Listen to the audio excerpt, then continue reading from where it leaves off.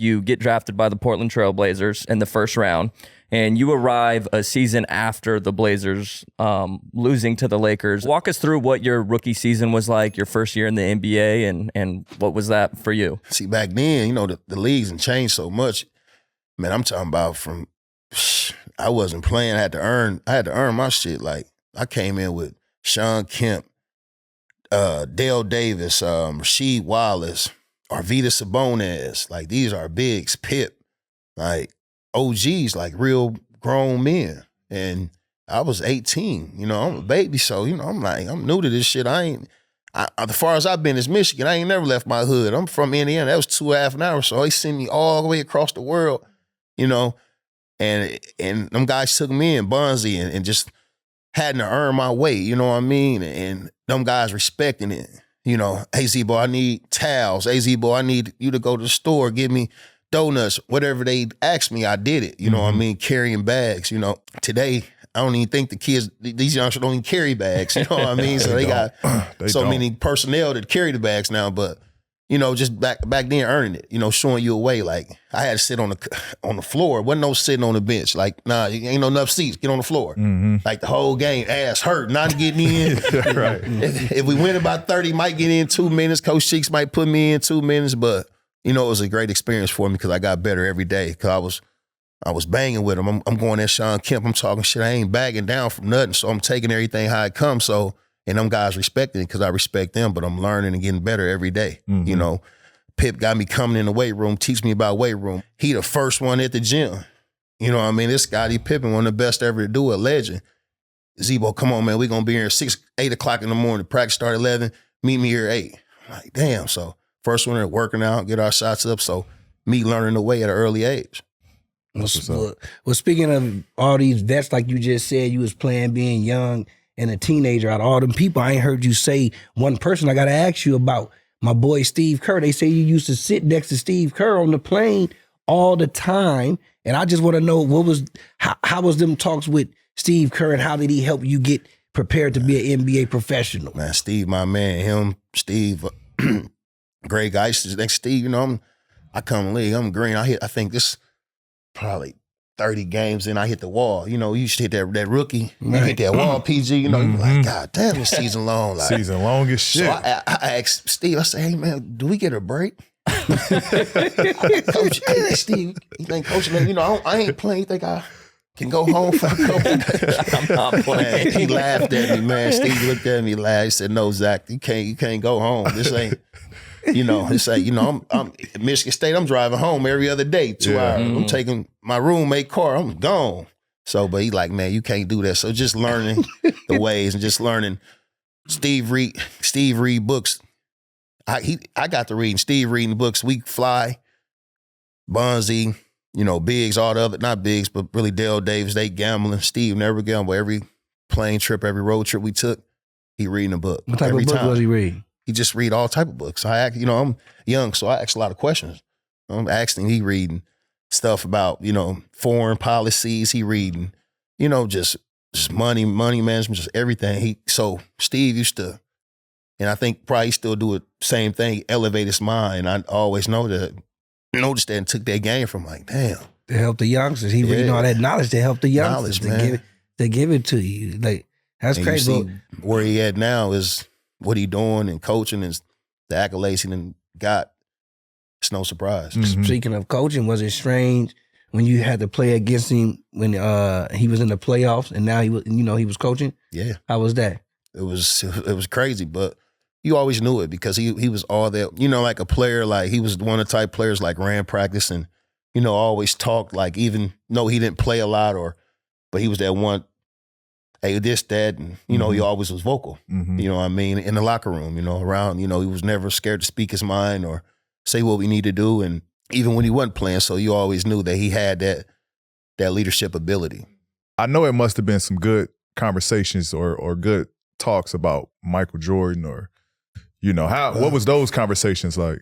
Man, I ask him all the time, man. I ask him so many questions. I think Steve probably got tired of me because I was asking questions all the time, talking. You know, I'm going to ask you questions, man. I need something. But just asking about Jordan, I used to ask him, like, you know, how like the type of things that he used to do. You know, what kind of cars did he drive? You know, I was like, you know, so 'cause I'm, you know, 18, 19, so I'm new to this. Right. Steve Kerr, and so just asking him like about Jordan, asking about like his work ethic, and he's just like he's like, what separates Jordan is the things that he do.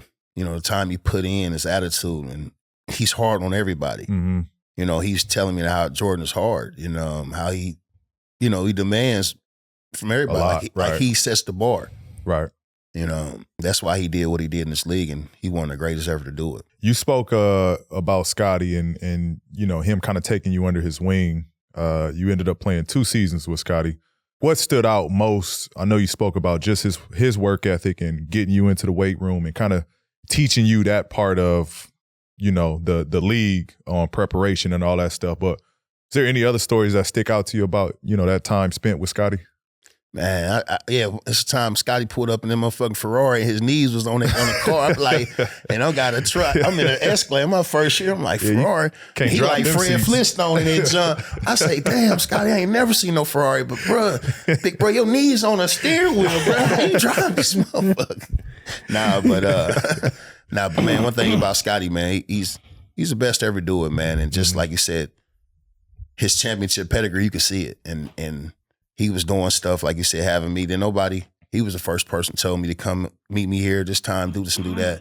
And just seeing him stand after practice still, well, like at the end of his career, he's still doing the same thing that he was doing when he started, staying after, working out, doing his conditioning. So just learning that piece from him and, you know, that championship attitude. With Rasheed Wallace being the face of the Blazers at the time, and Scottie Pippen called him the Kevin Durant of the time. You understand what I'm saying?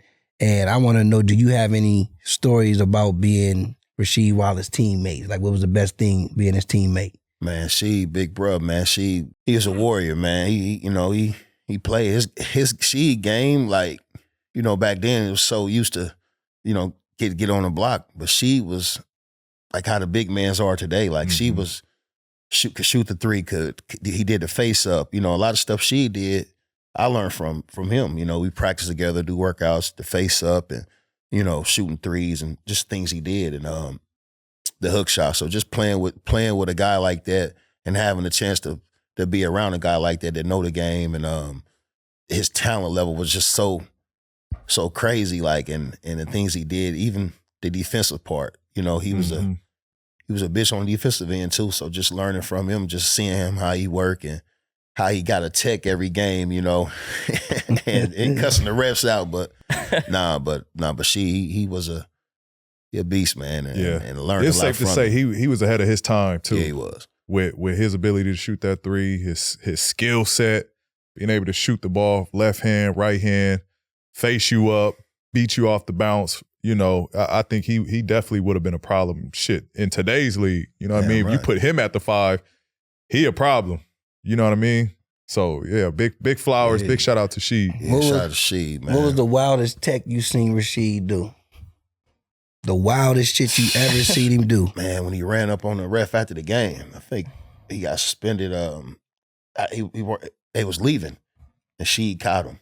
On his heels? Yeah, in his face. I said, "Oh, them folk call early in the morning. They calling, boy, but it's the league, bro. He ain't care. He's spinning, bro. You know, I want to always know about Rasheed since you played. What was the thing in his head? Was that a patch? Yes, a patch. It's like his birthmark. Oh, that's a birthmark. Yeah, birthmark. I always wanted to know what was that. See, back then, bro, she used to be nappy because he never cut his shit, so he come in nappy. He get it cut now, but bro, she used to be nappy. That was his thing. That's that Philly thing. Yeah, you know what I mean? Look. Just keep it nappy. Yeah, keep it nappy. So I know the year 2000, 2001 was kind of where it was the Jailblazers name was put on the Trailblazers team. What was that like as far as the team when y'all was getting labeled this name and, you know, the fans aren't showing up to games and kind of quitting on the team? Yeah. How did y'all rally with that? How did y'all kind of push through that? What was the team's kind of outlook on that?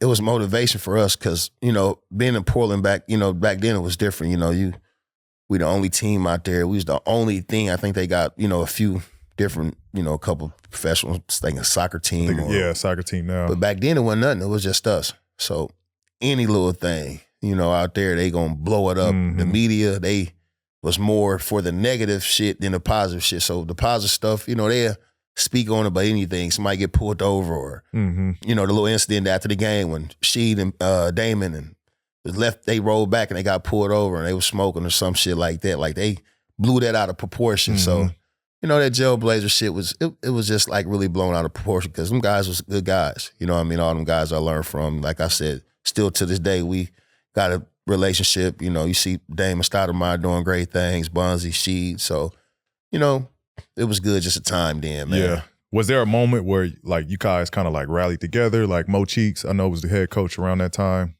Was he the one? Like, did y'all ever address the situation? Like, yo, this is what it is.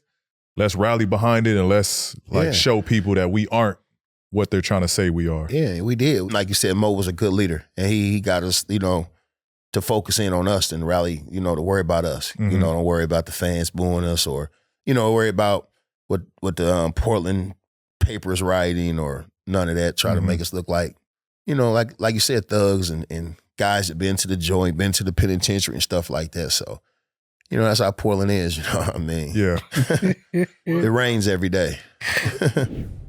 Prize Picks is America's #1 fantasy sports app with over 5 million active users. Get in on the daily action with your friends and become a part of Prize Picks community today. With Prize Picks, you could turn $10 into $1,000 in a single game watching your favorite sports this summer. You can make a Prize Picks lineup in less than 60 seconds. You just need to pick more or less out of 2 to 6 players, stat projections, and you're locked in. There's always action on Prize Picks, and this is the perfect time to try out something new as basketball is winding down. Make sure to try out esports this month because for every Wednesday and Saturday in June, if your lineup doesn't win, you'll get your entry fee back. Choose from Counter-Strike 2, Call of Duty, League of Legends, and more. So download the app today and use Podcast P for a first deposit matchup to $100. I repeat, download the app today and use code Podcast P for a first deposit matchup to $100. Pick more, pick less. It's that easy. Cha-cha-cha-ching!